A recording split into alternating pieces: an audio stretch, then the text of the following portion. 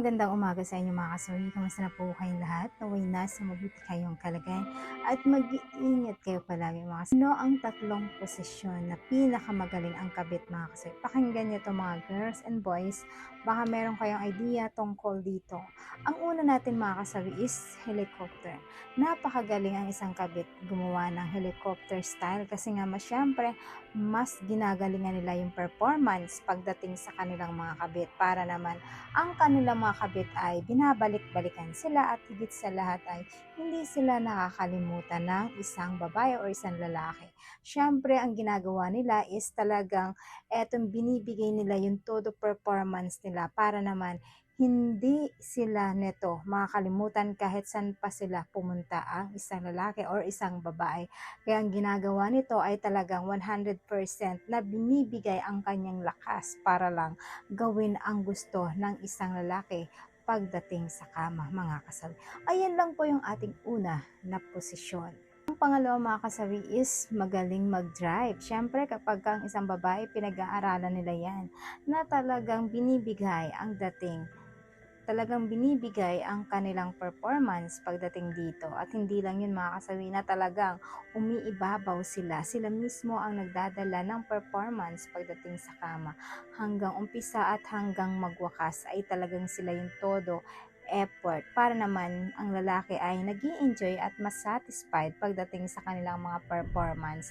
Diba sabi nga nila, yung hindi kaya ng legal wife ay talagang kayang-kayang gawin ng kanilang mga kabit kasi nga syempre mas ginagalingan nila pagdating dito para naman dun sila nakakaangat confer sa kanilang mga legal wife mga kasawi. Syempre kapag hindi nila ginagalingan pagdating dito, talo na sila ng legal wife kasi syempre ang legal wife hindi man magaling pagdating sa performance, hindi naman sila sa ibang bagay mga kasawi kaya nakakaangat pa rin yung legal wife. Pero pagdating sa performance, syempre mas ginagalingan ng kabit para naman dito sila nakakaangat at mas ginagalingan nila para naman sila hindi nakakalimutan ng isang lalaki mga kasawi.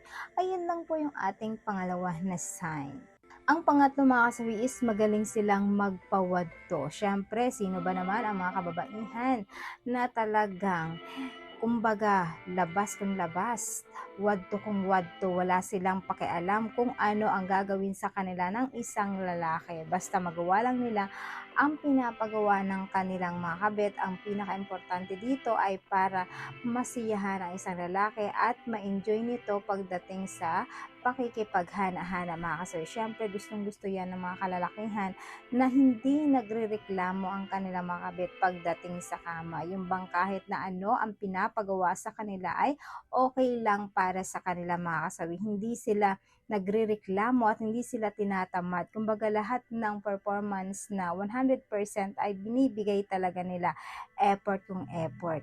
Samantalang mga legal wife ay nagrereklamo pa ito sa kanilang mga husband pero ang kabit ay talagang hindi ito nagrereklamo kahit paanong ibibigay sa kanila or kahit paanong pinapagawa sa kanila pagdating sa kama ay wala silang problema. Game na game talaga sila na ginagawa ito ng all performance at napapasaya ng mga kabit ang inyong mga asawa mga kasawi kasi syempre dahil para makuha nito lalo yung loob mga kasawi. Ayan lang po yung ating pangatlo na sign. At syempre hindi mawawala yung aking advice sa topic na ito. Lagi yung tatandaan sa mga kalalakihan at kababaihan.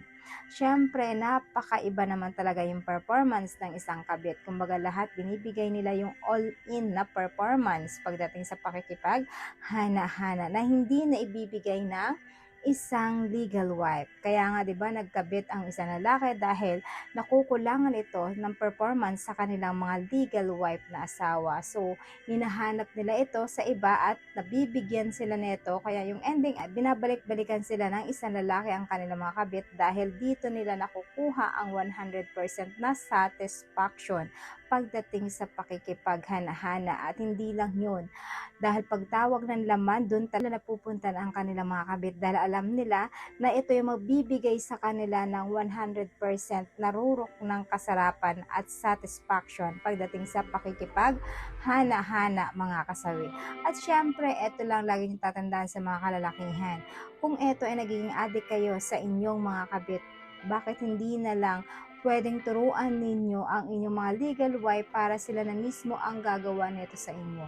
Kasi kung kaya naman ng kabit yan, kayang-kaya din naman ang gawin niya ng isang legal wife. Kaya kailangan ay mas maganda na sila na lang yung turuan nyo pagdating dito para naman hindi na kayo matukso at hindi na kayo mga bet dahil para lang sa legal wife pa lang ay solve na kayo mga kasawi. Kaya sa mga legal wife dyan, kapag hindi nyo ito ginagawa, dapat pag-aralan ninyo para naman mas satisfied sa inyo si mister at huwag kayong magrereklamo na hinihingi sa inyo ang ganitong mga posisyon. Dapat ay binibigay ninyo ng talagang walang pag-alinlangan at walang reklamo para naman si mister ay mag-i-enjoy at masiyahan sa inyo kapag sila ay humingi sa inyo ng bingbang mga kasawi. So yan lang po mga kasawi yung aking advice. Maraming salamat po sa patuloy na pagsuporta niyo sa akin.